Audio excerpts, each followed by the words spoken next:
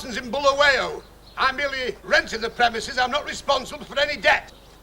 Les, it's Roy Plomley. Who? It can't be. Roy Plomley was a disc jockey on the Titanic. No, I missed the boat.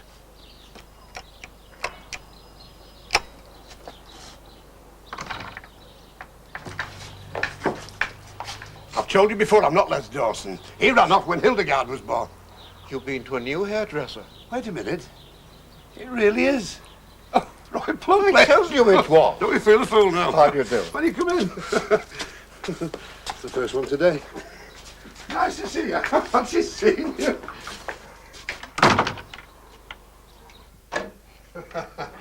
Well. Come in. Roy Plomley, eh? The thinking man's Russell Harty. Thank you very much. Make yourself comfortable. Right, thank you. Good Lord, I remember you when you were a stuntman on Songs of Praise. Good Lord. I think I'd make a good castaway, you know, come to think of it. There's one tune that the wife always whistles when she's on the wall of death. What was it? Rafale's Pavane for Infant Defunct. Les, this isn't Desert Island Disc. You've done that already. This is Favourite Things. Oh, there it is. BBC. Let's get on with it. Stop clowning about. Funny you should say that. Clown's one of my favourite things. That's one facet of show business I'd like to be in. I'd like to be involved as a clown. I've got a collection of clowns.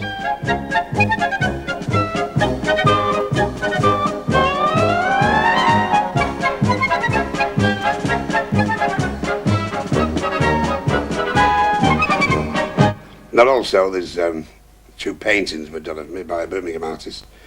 One that I posed for, and the other one which was of his own imagination. Mm-hmm. Because there's something about clowns, even as a small boy, like most small boys, I think the clown was the first thing you identified with for humour. Of course, it was visual. And there's something about a fright wig and baggy trousers and a red nose, and that was only my wedding day. There's just something about clowns that really turns me on, to use the modern phraseology. It really does. Now, this clown sitting beside you, he's a rather particular friend of yours, isn't he? It's my agent. What's his name? Sad Sam. Named after the wife's mother, really. I know there's a lot of superstitious hogwash in this business, but I do feel I've got him around. I always feel slightly, more at ease. I remember being at the circus once, and the thrill house full of toffee and ice cream, that was only last Tuesday. But as soon as the clowns came on, to me, there's magic. I don't know why. It's, they're funny people. And number two, there's something, I don't know, timeless, for the want of a better phrase, very timeless quality about clowns. I think the whole canopy of life is in the faces, in their actions and movements. Ever since I was a child, clowns have been very predominant with me. Where did you spend your childhood, Les? Where do you come from? Originally Manchester. Yes, it was a hard childhood in many ways. Mainly because, although it's difficult for you now, looking at this somewhat magnificent profile, but oddly enough, I was an incredibly ugly baby. In fact, I was so ugly I had to give the midwife gas in air before she delivered me. I know Mother used to look at me often in the cot, and she'd say to my father, I don't know what to make of him, and my father used to say, have you thought of a rug? But basically, we were a poor but poverty-stricken family. Yeah. What was your ambition? What did you want to be? I went to eat. You were a boxer? Yes, I was the only boxer ever carried in the ring as well as out. I wasn't very good, actually. My father thought I had it in me to do it. I became known as washing line because I was hanging over the ropes. So I gave it up very quickly. I wasn't cut out for violence, I fall asleep running for a bus. But you had to go into the army? Yes, in fact, where I was brought up, you can still see my heel marks in the concrete where they dragged me. I was a conscript. I was in the tank corps, yes. A tank driver. Were you driving? Well, yeah, driver, operator, gunner. Yes. Queen's Bay, secondary gun guards. And that's really where it started, with the entertainment side of it. Yes, that's what I was thinking. You told me that story once. What happened? It was Cambria Day, which is the day that tanks were used in the First World War. Mm. And it's always a celebration, with all the various armoured corps. And they had nobody to play the piano, and I used to just tiddle a little bit on it. Because I studied under Dame Myra Hess, the piano, but she got too heavy.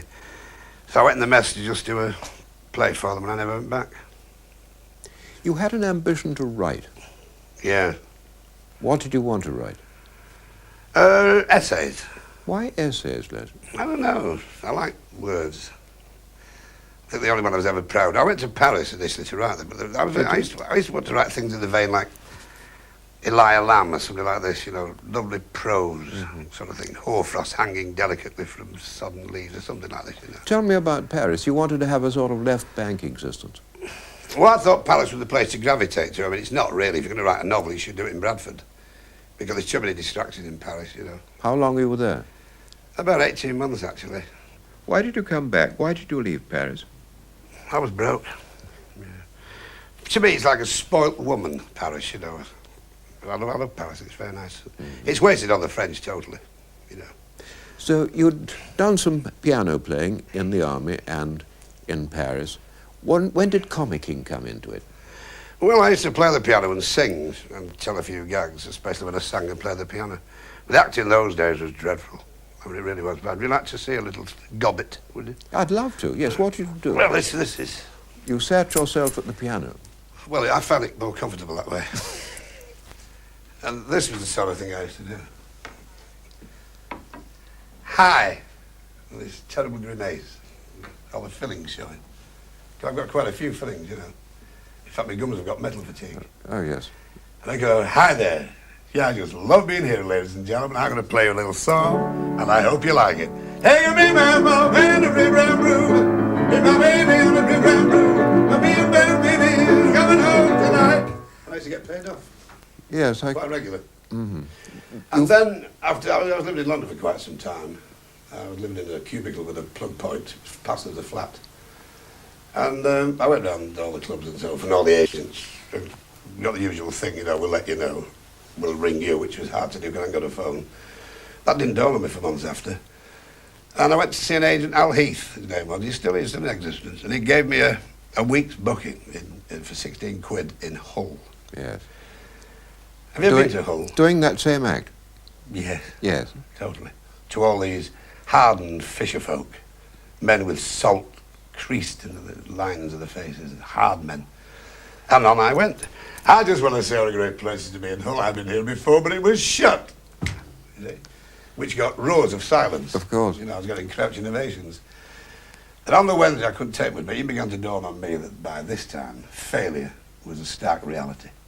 Really failure. I mean, I was lucky. I mean, my only ambition in those days was for luxuries in life, like bread and shoes. You know, I think it was getting worse. And on the Thursday, I did the time-honoured mistake, although in this case it worked, of going for a few drinks. And I drank more than I should have done. Right. This So was that before night, your show? Yes. That night on the piano, I said, it's a great pleasure to be in this Kipper depot. And found that I was playing off key. You know, terrible things like that. Started talking about my life and how bad things were. And for the first time in my checkered career, somebody clapped in the corner, a little bald-headed man clapped in the corner. I said, thank you for clapping. He said, I'm not clapping, I'm slapping my head to keep awake. But then I started to get a few laughs, and that's how it started. So I owe Hull quite a lot, actually. You've been all round the country many times, every... City and town in the British Isles. Which is your favourite? Which is your favourite town? I must be fair, Blackpool.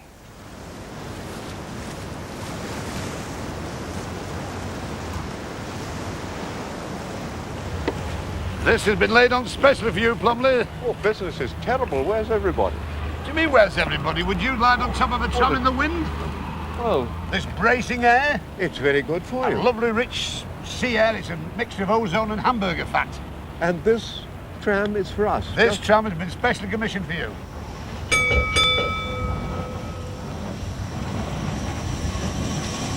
There's something for everybody. There's gambling for the people who want to gamble. There's restaurants and nightclubs and discos.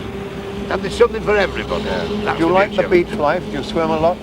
Yes, I do. But that sea's very cold, you know. The fish wear mittens. That's the only problem with Blackpool, you see. Before you can eat a whelk, you have to rub its chest with Vic.